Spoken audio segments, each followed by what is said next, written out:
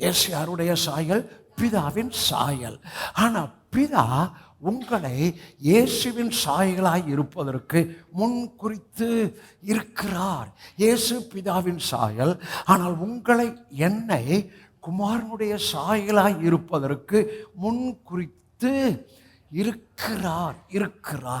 எபிரேயர் 1 இவர் இயேசு அவருடைய பிதாவுடைய மகிமையின் பிரகாசம், தன்மையின் சொரூபம். அப்ப இயேசு பிதாவுடைய மகிமையின் பிரகாசம், இயேசு தன்மையின் சொரூபம்.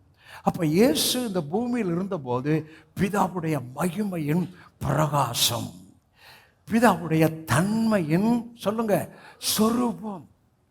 ஆனால் அது வெளிப்படுவதற்கு இயேசு யோவான் சுவிசேஷம் 1 இயேசு என்னவாய் இருந்தாராம்? இயேசு கிறிஸ்து கிருபையினாலும் சத்தியத்தினாலும் நிறைந்தவர். அது நிறைந்தவர். அவருக்குள் இருக்கிற நிறைவை, ஒன்று கிருபை, அடுத்தது சத்தியம். அது என்ன ஆச்சா? யோவான் சொல்லுகிறார், கிருபையினாலும் சத்தியத்தில் நிறைந்தவராய் இருந்தார். அவருடைய மகிமையை நாம் பார்த்தோம்ன்ற எதை பார்த்தாங்க? முகத்தை. முகத்தில் என்ன இருக்கு? இருளிலிருந்து வெளிச்சத்தை பிரகாசிக்க சொன்ன தேவன் தமது குமாரன் முகத்தில் இருக்கிற மகிமையின் அறிவாகிய ஒளி.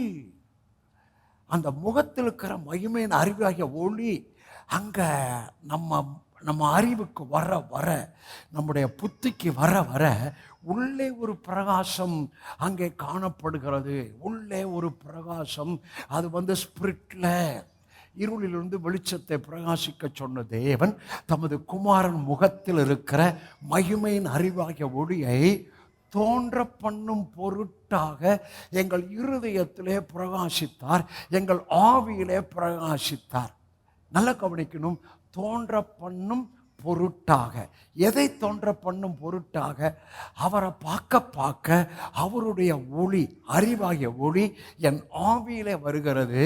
எவ்வளவா இயேசுவை குறித்த, அவர் அறிவை குறித்த, அவருடைய சாயலை குறித்த அந்த ஒளி எனக்குள்ள இருக்கோ மக்கள் அதை பார்ப்பதற்குத்தான் உங்களுக்குள்ள மகிமையின் அறிவாகிய ஒளியை வைத்திருக்கிறார். அதை பார்க்க அல்லது அதை மக்களுக்கு காண்பிக்க, அதை தேசத்துக்கு காண்பிக்கத்தான் உங்களுக்குள்ளே மகிமையின் அறிவாகிய ஒளியாய் உங்களுக்குள் இருக்கிறார்.